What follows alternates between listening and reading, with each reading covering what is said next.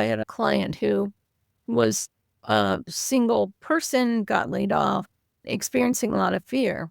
So I asked her to come up with another word using the letter F to replace fear. And she came up with footwork. And she said, every time I feel fear, it tells me I have footwork to do. I have something to do.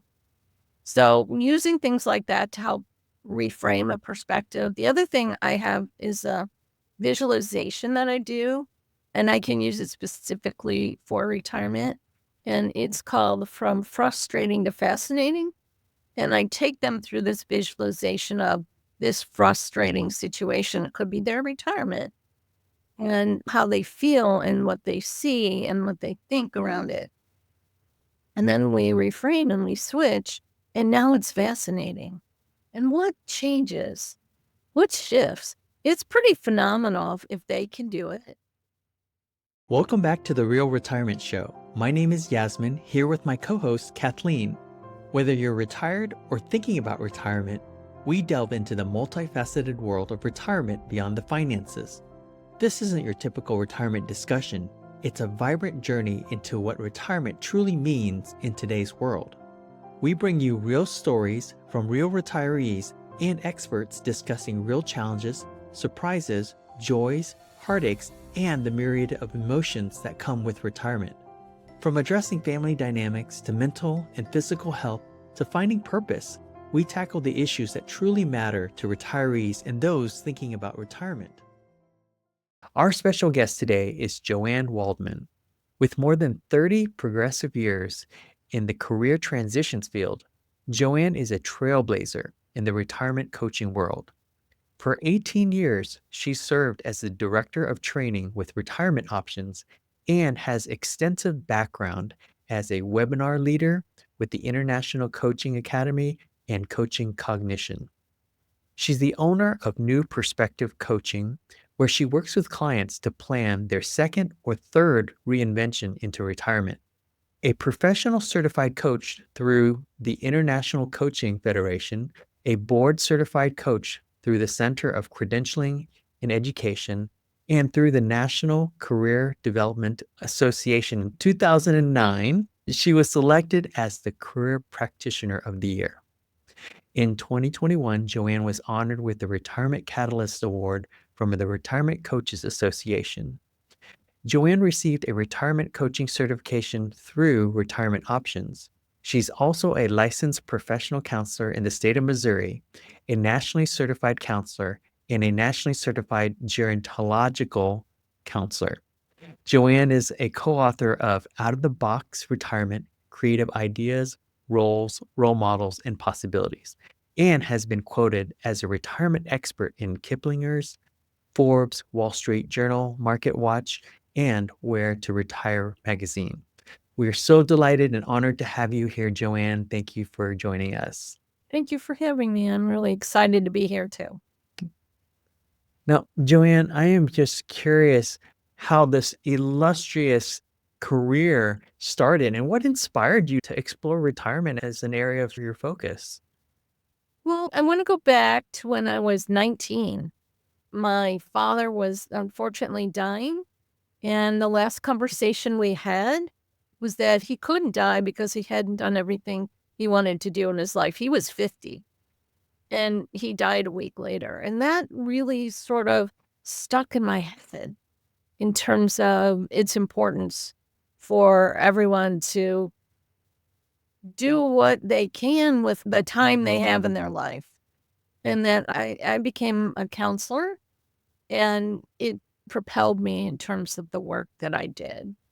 Later on, I took a lot of courses in college around like aging and psychology, and I continued on with that kind of work. I actually eventually did a fellowship at St. Louis University in gerontology, which was really interesting. It was a medical fellowship, and I was the only non-medical person in the program.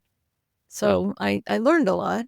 I met my mentor when I was in my probably mid-20s. I was the president of the Missouri Career Development Association at the time, and he was the president of Missouri Adult Development and Aging organization. We met at a conference and we just clicked. He had done research and was doing retirement work in the 70s, way before everybody else. So he taught me a lot and then eventually went to work for an organization that did outplacement. And in 1993, I worked with a company president who retired. So really my first retirement client. And then in 96, Mallinckrodt and Monsanto had some big layoffs. And this organization came to me and said, put together a retirement program. So I went to my mentor and he helped me put together a program and it goes from there. He owned retirement options and when coaching came up and we were connected and he said, I think we have a coaching program here. That's when we started training non-financial retirement coaches. Well, you've had a long career as well, too, Joanne. And I'm curious, has there been a pivotal moment in your life or career that's really shaped your philosophy on retirement?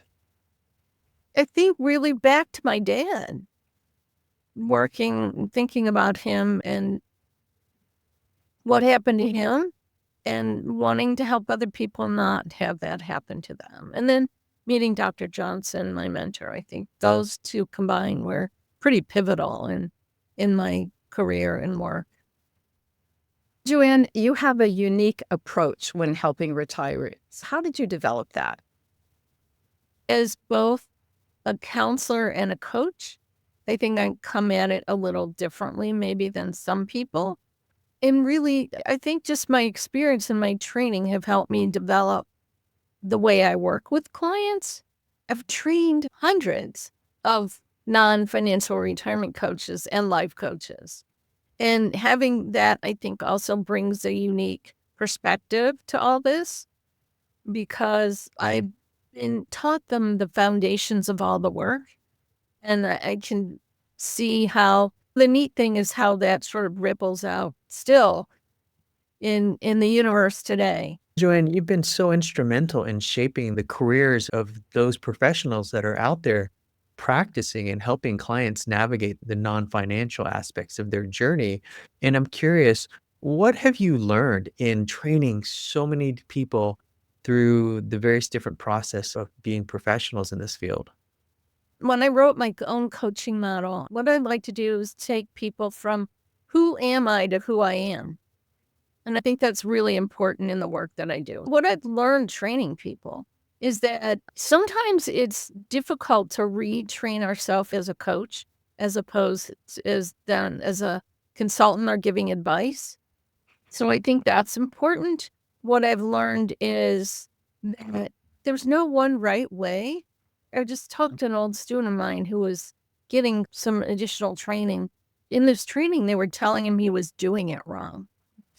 And I've encountered that on more than one occasion, that my father, again, taught me that there was more than one way to the top of the mountain. So we all can take a different path as a coach, as long as we're still coaching and not telling people what to do. I think there are many ways that you can do this and many modalities that you could use. And it's so interesting. Again, back to when I was training coaches, and they had to create their own coaching model to see how people did that. One person was an artist and did a piece of artwork, and another was a poet and used poetry. And every client is unique, and we have to really take them where they are. Speaking of unique clients, what are the challenges that the clients that you focus on experiencing? What's going on in their lives, and is there a specific niche that you focus on? I'll start with the challenges. I think everybody is challenged with meaning and purpose. Who am I in this world? One of the questions I love to ask is, why are you on this planet? I don't ask a lot of why questions. That's the only one I will ask. So to help people figure out who they are and why they're here, and in their later lives, how we can help piece all that together. Where to live has come up quite a few times lately. It's the number 2 question in retirement. It's been an interesting one for a lot of my clients. And career kinds of things. I'm a career counselor by trade. So a lot of my clients don't want to stop working, and they might not necessarily want to do what they were doing before, or they might want to do a piece of what they were doing before, or they want to give back in some capacity, which maybe they didn't have the ability to do earlier in their career. Joanne, I should have probably asked this question a little bit earlier, and it ties in with the previous. What makes your approach to retirement coaching unique? Being a counselor and a coach, I can combine that. It gives me an insight into maybe different things that other people don't have, because I train so many people. I have a good idea of what's going on with clients, with other people I supervised over the years. Understanding what's running the show underneath for clients, I think, is something I do very well. Everyone, I believe, is challenged with these belief systems that they have. And I think the number one difficult belief system that we all deal with is that I'm not good enough. And I think it shows up in so many ways, and helping clients work through that. I've had so many clients over the years who had never been allowed to do what they wanted to do. And that's been important too. They may see this as their last shot to really do what they love. And helping clients get to that point is really important. Joanne, when you talk about this common belief that I'm not good enough, how do you help your clients navigate that and really step into the next chapter with perhaps a different perspective? I love doing that. My business is new perspective coaching, so that's really fun. The number one question is pointing out, is that the truth? What's really going on with you? Let's look at who you are, who you've been, and find the good, find the positive. I just did it a few weeks ago, and I'm doing it again. I've got a class that I teach, from stumbling blocks to stepping stones. I did it for a group of young entrepreneurs, 18 to 24, a couple of weeks ago. But there's a couple of things that you can do. There's some games I play with clients.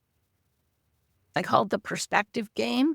I'll give you an example. I had a client who was a single person, got laid off, experiencing a lot of fear. So I asked her to come up with another word using the letter F to replace fear. And she came up with footwork. And she said, every time I feel fear, it tells me I have footwork to do. I have something to do. So using things like that to help reframe a perspective. The other thing I have is a visualization that I do, and I can use it specifically for retirement. And it's called From Frustrating to Fascinating. And I take them through this visualization of this frustrating situation. It could be their retirement, and how they feel and what they see and what they think around it. And then we reframe and we switch, and now it's fascinating. And what changes? What shifts? It's pretty phenomenal if they can do it. 20% of people can't visualize. They have to write instead. So can journal about it. I had somebody one time I worked with who said, as he was looking at his retirement and going through his past years, he took what he called failures and reframed them to springboards for future success, because really they were transformative for him to move forward. And he was able to say it wasn't a failure, really, truthfully anymore.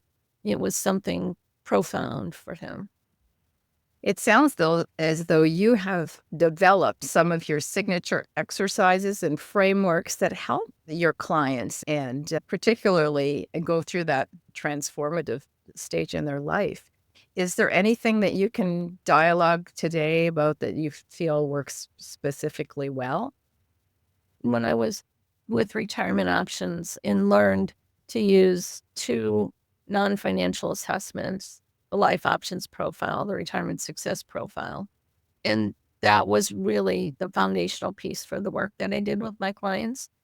And there've been some great exercises over the years that through all that and powerful questions that I have loved. My favorite powerful question is, how can you be creative with change? Because I don't think those two words go together. And I think it sparks something, at least in me and on other people. Another exercise I used it with, I want to say it was Boeing, a group of executives from Boeing.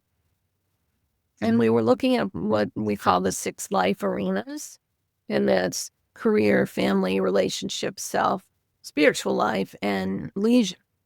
And this particular exercise looked at you have 100% of your time that you're using now, and then how are you going to use it in retirement? So where were they using their time now? And what was so fascinating, these executives realized that 90% of their time was being spent in career. What does that leave for everything else? Not much. So what did they want to do in retirement? But not just wait till retirement. What can you change, shift right now to start that process? So I use that with a lot of people for them to say, oh, we don't really have 120%, that we have 100% in all this. And how you divvy it up is how is okay for you. But how it was skewed if 90% was in one area and didn't leave much for them or family or leisure, or working with a lot of these people, some of them never had a leisure life. And when you ask about my clients, I've usually worked with pretty high level individuals, company presidents. I worked with a 4-star general one time, which was really interesting. I worked with not for profits. And a lot of these people just didn't have time for leisure. I can remember one client in particular. I was trying to get him to think about what leisure he might like in retirement. And he had never thought about equating learning with fun. He said, I'm a chemist by trade. I have an MBA. Why would I want to be a lifelong learner? What would I want to learn? He told me he was interested in winemaking. I guess there's probably some chemistry in winemaking, but I said, what would be interesting in terms of winemaking? He never thought about taking a class and thought, that might be really fun. The other thing he came up with was that maybe he would do a hobby with his grandchild, a way to connect with his young grandchild. That was an aha moment. Those are some powerful examples then, just the way that you've helped your clients really not only reframe, but shift their perspective, right? That then also really changes their outlook and the direction that they can go. I'd like to share another story around that if Yeah, possible. yeah, please. I had a client who was an attorney in a large organization. She was like number 5 in this very powerful, well-known organization. Unfortunately, her husband had died 12 years prior. And she kept saying, I can't make a decision without him. And I challenged her a little bit. You make these important decisions at work. I know you can make decisions. And one of the things she had never done was cleaned out his desk in her house. She just couldn't do it. And I do something called a VIP day with a client where we might spend the whole day together. And in this instance, we did.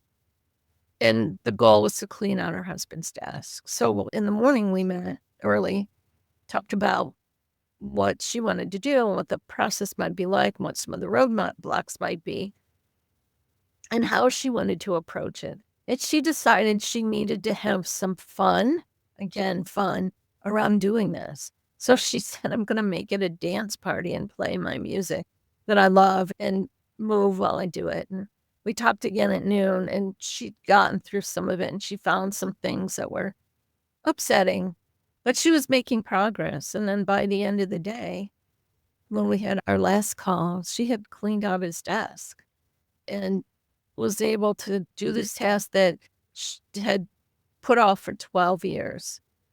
I think again, take the client where they are, helped her figure out a way to get through it.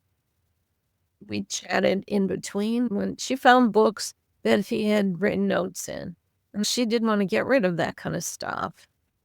And it was something she could cherish. Joanne, I was going to ask you if you could share a story with us that a client had a major breakthrough, but that certainly is one. There's no question. Is there another one you might be able to share with our audience? Yeah. I had a guy a while back who was probably one of my younger retirees. He'd sold a business and didn't need to work, but he was working for a friend and really hating it. And he wanted to figure out what to do. And he was a really good business person, and he liked doing what he called ethical business deals. And he just felt like it might be difficult for him to take money for that. So I helped him reframe the ethical business deals. Not only was he helping himself in this instance, but he was really helping the other person as well. And he was then able to move forward, making what he called these ethical business deals and not feeling guilty about what he was doing because he had reframed what it meant to do that. It was a huge breakthrough for him because he was really stuck. With the stories that you've shared so far, it's very evident that you are indeed a retirement catalyst, the recipient of the award, but in many ways, you're activating these changes in people that wouldn't have happened without you being an integral part of that. I'm curious, you in many ways have played the role of the coach of coaches then. You've trained so many. And from your experience, what makes the difference between a good coach and a great coach? What are some of the qualities? What are some of the ways in which they practice their profession that really makes them outstanding? I think the first place that a great coach comes from is curiosity. Always have to be curious. Second place, it may sound weird, but I think the second place we come from is a place of love. A good coach comes from a place of love. That we don't set the agenda, we don't tell them what to do. That a great coach can shift in terms of what they're hearing or sensing. I heard somebody recently coach, and I thought he did a master class in coaching. He used some lovely analogies to help the client understand where he wanted to take the client. He checked in with the client, make sure that they were okay. He set the agreement, which I find a lot of coaches don't do that. So when the client started to veer from the agreement, he went back and said, "Look, we've hit a fork in the road. You said you want to do this. Now you're talking about this. Go back and choose one. Today, we'll do one." Helping the client understand in terms of giving good feedback and understand that feedback is not opinion. The feedback is just what we hear and what we notice.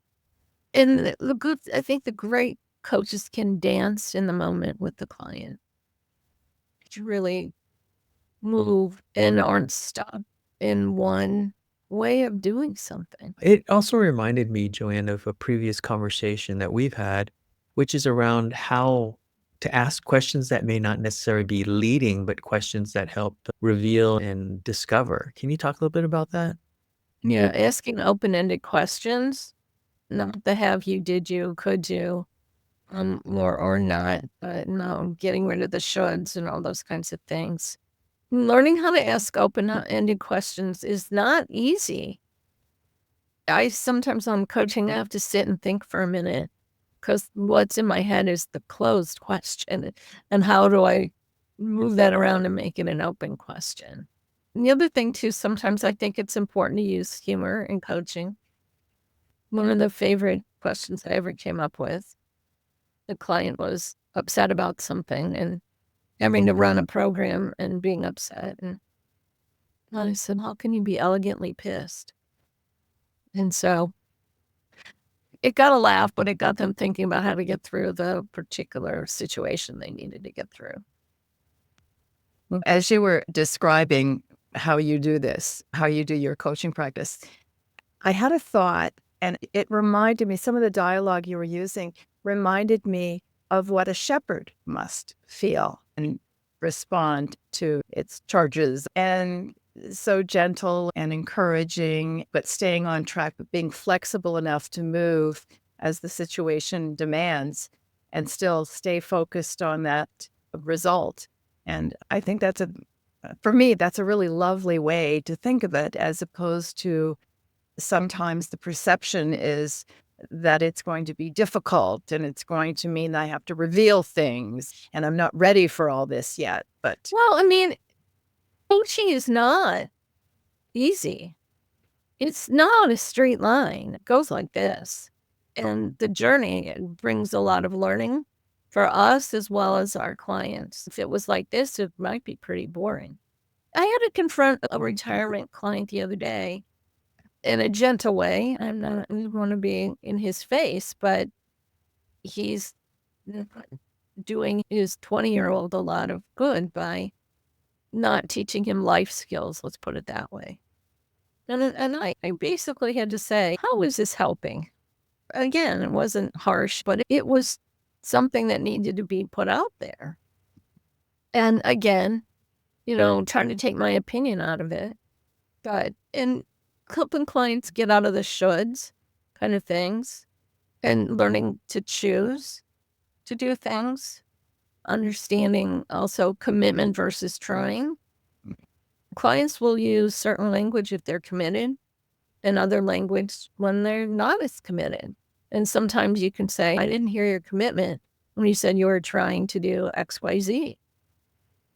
That's feedback. That's not opinion. That's not judgment. Joanne, you've got so many great nuggets of wisdom to share. And I believe on your website, you have a resource that you give various different tips and advice. And I'm curious, what are some of the top tips that you found most impactful that resonate with people, especially those who are preparing for retirement? Thinking about it, planning for it, and talking about it. I have a really good example that's happening right now. And somebody who's not my client, but they made this, and the word keeps coming to my mind is willy-nilly. Not the best word, a way to put it. But he made this snap decision to retire. Didn't think about it much. Just said, I should retire. I'm 72. And when he told the people at work that he was going to retire, they put out a letter to his clients, and he thought, uh-oh, I didn't even tell my wife. So I better tell her now before other people start telling her. And if he had talked to other people, I think what would have happened would have helped to make a plan that he could have maybe gone down to 3 days a week just to test this out, put that big toe in the water and see what retirement is 2 days a week, rather than just saying, I'm done and going and not having a plan. So those, I think, are really important things to do. Have a plan, talk to people, get a coach, find somebody who can help you think through this process. I think that's really important. Also think about your leisure life. Some of the biggest problems are boredom. What am I going to do with all this time? Figuring out what your meaning and purpose is. That one, I think, is just huge for so many people. So those were some of the tips on there. Do the gap analysis. Here's where I am. Here's where I want to be. What do I have to do to get from point A to point B? There's so much to consider on this journey and something that's really difficult to do on our own. And I think that's why your work and the way in which you've trained many others as well too to support people on this journey is so important, as is the financial piece of the planning. what I hear is you're helping unravel all of those uncertainties. And I think that's really important. It's not a shift necessarily without caution, but it's unraveling all of the intricacies. And we talk about a holistic approach to the retirement journey. And so many people get stuck in the financial aspect of it and don't understand, or perhaps aren't aware of, all of the complexities. As you mentioned earlier, 90% of their time and attention and focus was on career. And without that, with all of those other elements within their life, Certainly relationships would be one. If you don't tell your wife that you're thinking of this, it might be a little bit of a gap there. So I think unraveling all of those uncertainties is certainly, from what I'm listening to, is certainly a talent that you have and an amazing service that you're offering your clients and the companies that you work with. Thank you. There's so much that we could discuss because certainly the depth and the breadth of this retirement journey is quite vast. And Joanne, we're so delighted and honored that you've taken the time to share with us your wisdom from many decades of work. And so we're so grateful for that. How can our listeners connect with you and learn more about your work? They can go to my website at newperspectivecoaching.com. They can call me at 314-469-3288. Those are probably the best ways to reach me. They can also find me on LinkedIn, Facebook, Instagram. Well, we'd be happy to share those links and contact information in the show notes so that people can connect with you directly. As we wrap up this short and powerful conversation, are there any last words or thoughts that you'd like to share with our audience? One of the things I like to say is that change is hard, but change is beautiful. If we're able to work through it and open new doors or new avenues or reinvent ourselves. I like taking people on the reinvention tour. It's a nice way to put it. I love that. I love that. And I also love the fact that you provide and think about humor through the process. I think that's really a key element in having people understand and diffuse the anxiety they might have. So I really appreciate that you incorporate that. My mentor taught me that humor is a healing gift. I think you're an amazing gift to our audience, and I'm sure that they're going to find lots of nuggets in this conversation that we've had today. And I really want to tell you how much I've enjoyed it, and it's always nice to hear and learn new tips and tricks. I'm proud to say that I had the advantage of having a conversation with you before, but certainly this is a little deeper, and I really appreciate what you've explained to us today. Thank you. Appreciate both of you. Thank you for taking the time to join us today. If you enjoyed this episode or found it valuable, please subscribe, follow, and leave a comment or review on your favorite platform. If you have friends, clients, or loved ones who are retired or thinking about retirement, we invite you to share this show with them. Check out the show notes with links to resources mentioned in this episode at realretirementshow.com. Remember, retirement is a joyful journey we get to experience together. Join us next week for another Real Retirement Conversation.